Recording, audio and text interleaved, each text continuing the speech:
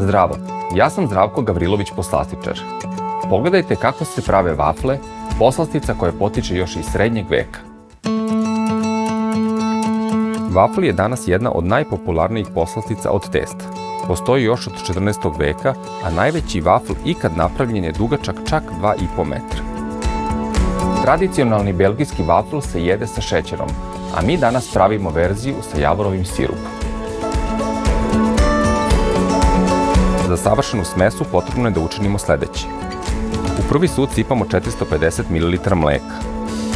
U mleko dodajemo 2 žumanceta, 30 g šećera i malo soli. Sve izmešamo. U drugi sud sipamo 225 g brašna i kesicu i po praška za pecivo.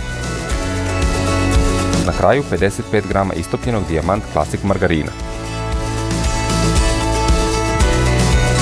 Preostala 2 umućena belanceta ćemo dodati u masu za vafle.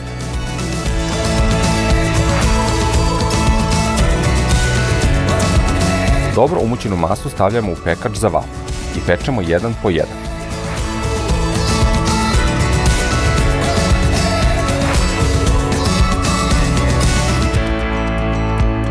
Džem od borovnice pravimo na sledeći način.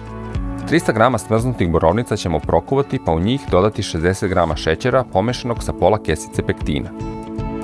Mešajte oko 5 minuta i ostavite da se ohladi. Na još uvek vruć vafl dodajte džem i poslužite.